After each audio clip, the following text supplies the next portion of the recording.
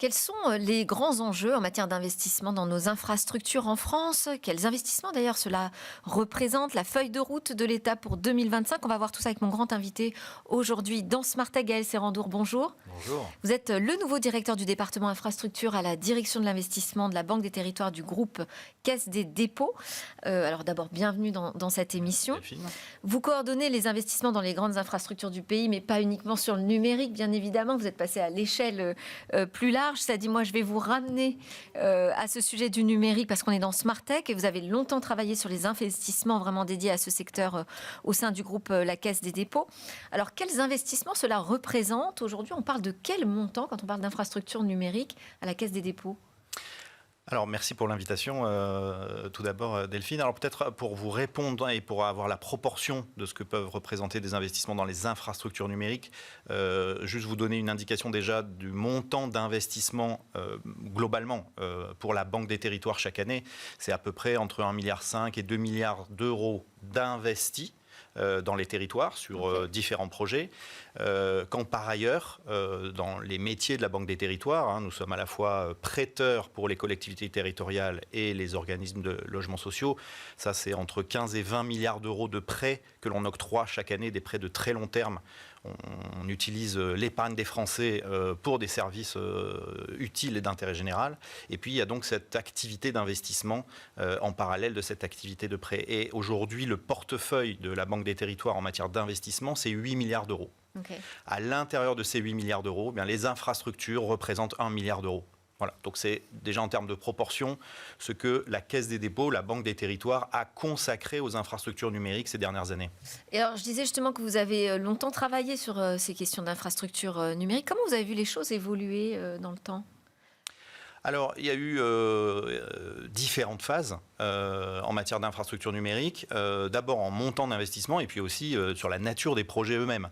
Le véritable signal et la modification sur le marché et en France, ça a été tout de même la constitution et la définition par le gouvernement d'un programme, d'un plan, le plan France Très Haut Débit, année 2010, qui a permis d'organiser entre les opérateurs privés, opérateurs de télécommunications et la puissance publique, l'État et les collectivités territoriales, l'organisation de ce qui a été l'un des plus grands chantiers finalement d'investissement dans les infrastructures et dans les infrastructures numériques ces dernières années. Alors on était très en retard dans les années 2010. Aujourd'hui, on peut même... Sur la fibre optique. Sur la fibre optique. Ouais. Aujourd'hui, on peut même se féliciter parce qu'au niveau européen, la France est désormais sur le podium en matière de taux de couverture en très haut débit des foyers français et des entreprises, et également en taux de souscription. Voilà, donc il faut aussi avoir des sentiments de fierté. Et voilà, et donc il y avait vraiment eu une bascule à partir de 2010 et un grand plan d'investissement qui s'est donc déroulé ces dernières années. Alors il y a encore quand même ce chantier qui n'est pas totalement terminé. On parle de tous les problèmes autour de la fin du cuivre et de ce 100% qu'on devrait pouvoir réussir à atteindre en France sur la fibre optique. Bon, on va peut-être pas rentrer dans ce débat parce qu'on va pas avoir le temps, mais on est quand même pratiquement à la fin de ce plan France Très Haut Débit. Quels sont les nouveaux enjeux en matière d'infrastructure numérique? Alors, quelle est la prochaine étape, les prochains investissements majeurs? Alors peut-être juste tout de même, et ça ne fera que 5 secondes, donner la proportion. En fait, on est déjà à 90% de l'objectif. Oui. Les collectivités, elles avaient en charge 18 millions de foyers de Français qu'il fallait rendre raccordables au très haut débit en fibre optique. Nous, Banque des Territoires, on avait mobilisé de l'argent pour 13 millions de Français. Et aujourd'hui, sur notre empreinte, sur notre activité d'investissement, je rappelais le milliard d'euros que l'on a consacré à ce chantier-là, on a réussi la construction de 12 millions de foyers. Donc vous voyez, on est à 12 millions sur 13 millions, on est quasiment au bout, mais c'est vrai, vous l'avez rappelé Delphine, il restera des petits sujets qu'il faudra régler. Alors au-delà de ce sujet du chantier de la fibre optique, en fait ce que l'on voit poindre et arriver assez naturellement dans les territoires, de la part des PME, des ETI et des collectivités, c'est que finalement ce chantier a créé quand même une infrastructure socle qui permet d'accéder à du très haut débit, de la connectivité, de nouveaux services. Et en prolongement de cela, on voit de plus en plus des entreprises qui ont besoin d'héberger leurs données, des collectivités locales qui ont besoin de superviser leurs données, de déployer des capteurs pour vérifier l'hygrométrie des sols pour les agriculteurs, pour surveiller le CO2 dans les écoles, ou pour monitorer l'éclairage public, parce que post-Covid et avec les sujets de délestage, d'énergie ces 3 dernières années, il y a eu une mobilisation très importante des collectivités pour transformer leur éclairage public, le rendre moins consommateur, plus sobre. Et ça, il faut le piloter. Il faut le piloter avec de l'énergie, avec des capteurs. Et donc, c'est là que le numérique est venu aider à cette transformation. Donc, ce sont ces mouvements que l'on voit Ça veut dire que là, on sort du secteur classique où vous travaillez avec des opérateurs finalement de télécom, des réseaux de télécommunications, pour aller sur un champ d'infrastructure plus large dans lequel je vais intégrer par exemple des data centers, c'est ça ? Exactement. Donc l'investissement dans des data centers, ça fait partie des missions aujourd'hui de la Caisse des dépôts ? On a réalisé, et aujourd'hui d'ailleurs, dans le prolongement, je vous illustrais avec le département de la Sarthe qui avait déployé, et on était investisseur pour déployer la fibre optique. Et l'étape d'après pour eux, assez naturelle, ça a été de dire je veux doter mon territoire d'un data center pour l'ensemble des acteurs du territoire, et puis déployer un réseau bas débit, un réseau radio bas débit pour déployer tous ces capteurs. Il y a d'autres territoires en France aussi qu'on pourrait citer. C'est un exemple. Oui. Ça va jusqu'au supercalculateur aussi, ces infrastructures ?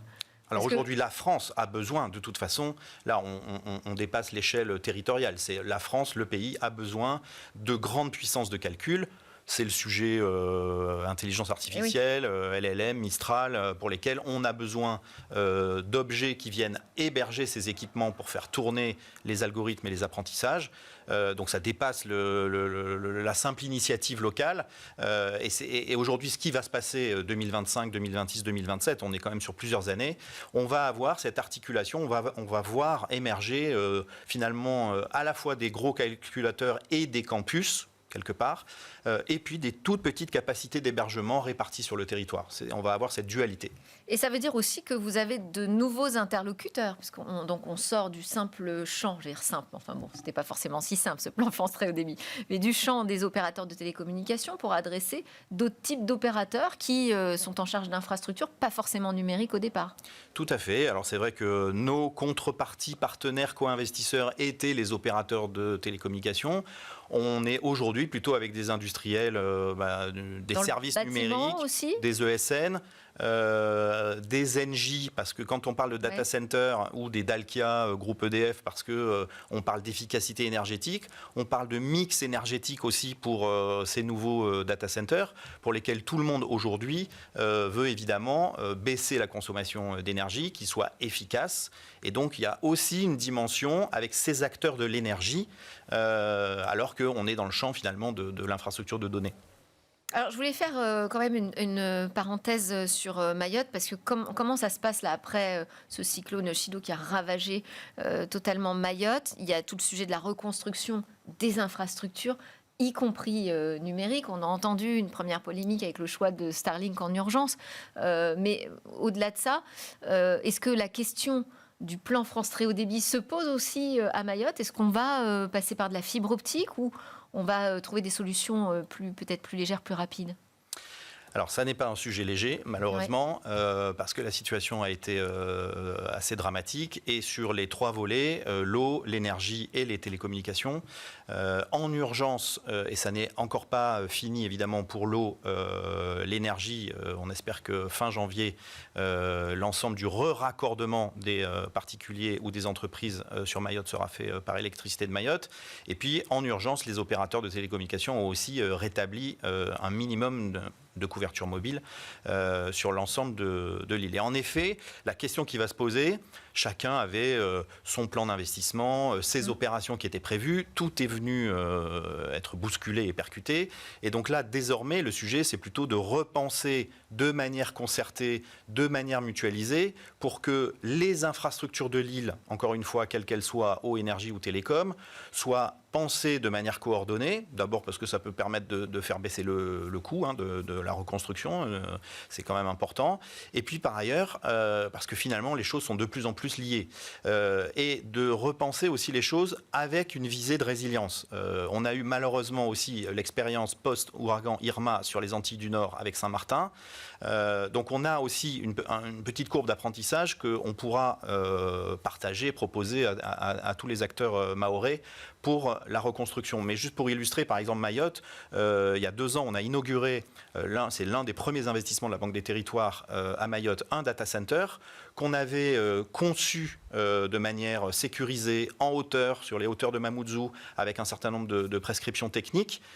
Ça fait partie des infrastructures qui finalement n'ont pas été tellement perturbées. Certes, il y a eu un petit peu de dégâts des eaux dans les bureaux attenants, oui. Mais les équipements qui étaient hébergés dans le data center de Mayotte ont tenu.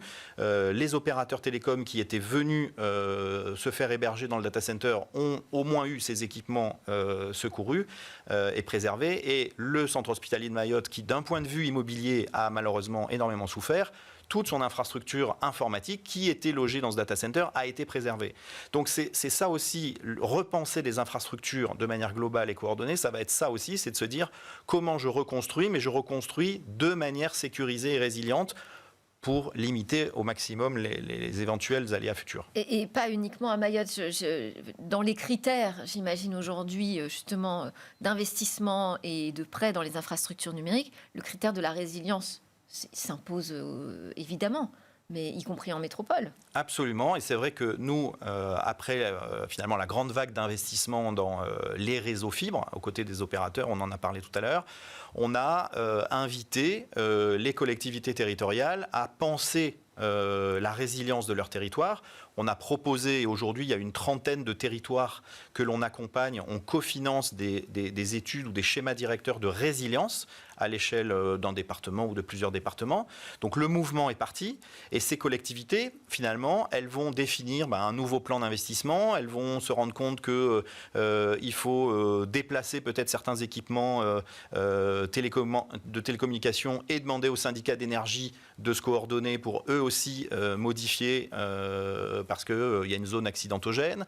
Voilà. Et donc ça, c'est un enjeu qui est effectivement pas uniquement pour les territoires ultramarins. Il existe aussi, évidemment, on a eu plusieurs tempêtes ou événements climatiques dramatiques aussi en métropole. Et sans parler de la cybersécurité. Aussi. Qui est un autre sujet, qui est moins palpable, qui est moins infrastructure hard, mais qui est tout aussi présent évidemment. Et alors, bon, tout ça, ça fait quand même beaucoup d'investissements nécessaires. Donc la fin de ce plan France Très Haut Débit va pas nous permettre de faire des économies, si je vous entends bien, parce qu'il va falloir continuer à investir, notamment dans l'IA, dans la résilience. Il y a des incertitudes aujourd'hui au niveau du PLF, du projet de loi de finances, qui n'est toujours pas voté. Qu'est-ce qui est encore incertain ?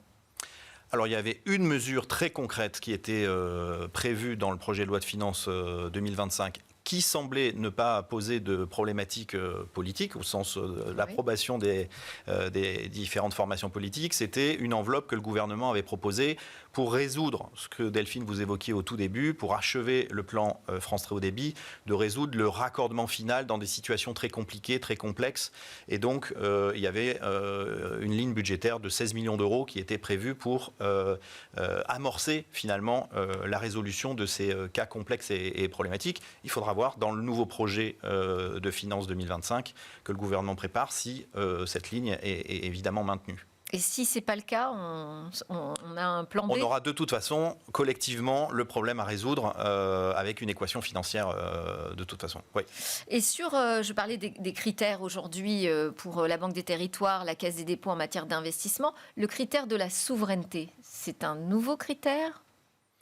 Alors, la souveraineté, elle a toujours été pour la Caisse des dépôts. Ne serait-ce que parce que les souverainetés économiques, industrielles ou alimentaires ont fait partie de nos préoccupations au niveau de la Caisse des dépôts. la Banque des Territoires qui s'inscrit, qui est l'un des métiers de la Caisse des dépôts, s'inscrit évidemment dans cette stratégie globale du groupe Caisse des dépôts. Et on a réalisé un certain nombre d'investissements qui résonnent avec les sujets de souveraineté. On est actionnaire avec DocaPost, Dassault Systèmes et Bouygues Telecom de Numspot. Oui. Donc, le grand projet de cloud souverain. De cloud souverain. Il existe d'autres fournisseurs de solutions françaises d'ailleurs pour répondre à ces besoins très particuliers. On n'est pas en train d'adresser 100% des besoins d'hébergement de données, mais on est en train de parler des hébergements critiques pour la finance, pour le secteur de la santé, de l'éducation ou des collectivités territoriales et de la puissance publique. Voilà. Donc on a déjà engagé des mouvements en matière de souveraineté numérique, et c'est vrai que les sujets de souveraineté énergétique seront aussi évidemment au cœur des investissements futurs que l'on fera. Et si vous deviez me dire juste le mot-clé de votre feuille de route là, pour 2025 ? Engagement. Engagement, très bien. Merci beaucoup, Gaël Sérandour, d'avoir joué le jeu de la grande interview dans Smartech. Je rappelle que vous êtes le directeur des infrastructures à la direction de l'investissement de la Banque des Territoires du groupe Caisse des dépôts. Merci beaucoup.